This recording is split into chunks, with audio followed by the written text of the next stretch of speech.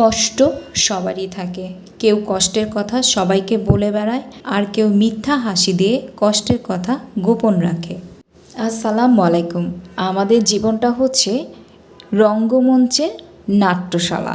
এই নাট্যশালায় যে যত ভালো অভিনয় করতে পারবে সেই তত লাইফে গেনার হবে। আর আমরা বাঙালিরা কিন্তু এ ব্যাপারে অনেক বেশি পটু। বিশেষ করে বাঙালি নারী যারা আছি তারা সবাই কিন্তু এই রঙ্গমঞ্চে মঞ্চশালায় এক একজন এক একটা পরিবারে নায়িকা। কারণ আমাদের কেউ হারাতে পারে না এই অভিনয় থেকে। আমি সরকারি একটা ছোটোখাটো চাকরি করি। হ্যাঁ, মাস গেলে আমার হাতে কিছু টাকা আসে। সেই টাকাটা কিন্তু আমার স্বামীর হাতেই আমাকে তুলে দেওয়া লাগে, কারণ তার মুখের হাসির জন্য আমার এই কাজটা করতে হয়। যদিও আমার মন চায় আমি দিব না, কিন্তু আমাকে দিতে হয়। হ্যাঁ, এখানেও আমাকে অভিনয় করতে হচ্ছে। তুমি না বলবে তাতে ঝগড়া হবে, তুমি না বলবে তোমার ফ্যামিলিতে অশান্তি হবে। বলার কোনো উপায় নাই, সব কিছু মুখ বুঝে সহ্য করতে হয়। এটাই জীবন, আমাদের বাঙালি নারীর জীবন। আমার পেটে খাবার নাই, আমি বলতে পারি না। আমাকে মুখে হাসি দিয়েই বলতে হয় আমি খেয়েছি। যদিও এটা মিথ্যা, কিন্তু না, এই মিথ্যার আড়ালেও আমার এই ছোট্ট অভিনয়টা করে যেতে হয়।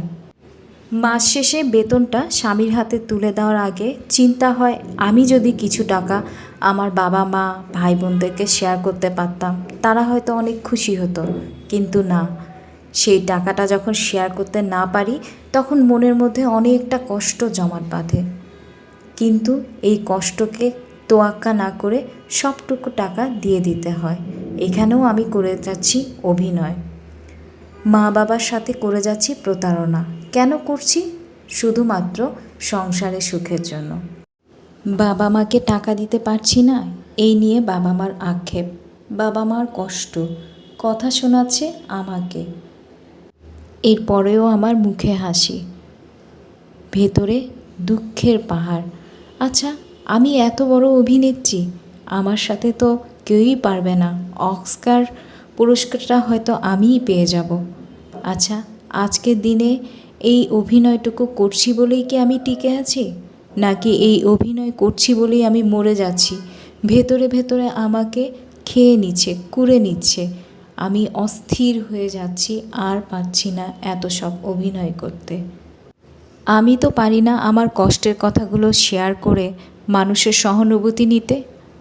কিন্তু হ্যাঁ, আমার মনে হয় মানুষের কাছে কষ্টগুলো শেয়ার করাটা অনেকটাই ভালো। কারণ এই কষ্টগুলো শেয়ার করলে মনটা অনেক হালকা হয়, অনেক বেশি সহজ হয়। কথায় আছে, নিজের দুর্বলতা অন্যকে সাথে শেয়ার করতে হয় না, কারণ নিজের দুর্বলতা অন্যের কাছে শেয়ার করলে সেই দুর্বলতার সুযোগ নেয় অন্য কেউ। এরকমটাও করা উচিত না। কিন্তু কতক্ষণ এই চাপা অভিনয় করে যাব? এই অভিনয় করতে করতে হাঁপিয়ে যাওয়াটা চাইতে বরং অন্যের কাছে বলে এর সলিউশন নেওয়াটা অনেক বেশি ভালো। আচ্ছা, আমরা বাঙালি নারীরা কেন এমন বুক ফাটা অভিমান অভিযোগ থাকা সত্ত্বেও কেন আমাদের মুখে এত হাসি? কেন আমাদের সবার সাথে এত সহজ আচরণ করা? কেন? আমরা বাঙালি নারী। আজকের টপিকসটা ছিল কষ্ট সবারই থাকে। কেউ কষ্টের কথা অন্যের কারো কাছে বলে বেড়ায়, আবার কেউ কষ্টের কথাগুলো মিথ্যা হাসি দিয়ে গোপন রাখে। তোমাদের কার কার জীবনে এরকম পরিস্থিতি আসে বা এরকম সিচুয়েশন আছে অবশ্যই কমেন্ট করে জানাও। কারণ কষ্টের কথাগুলো শেয়ার করতে হয়।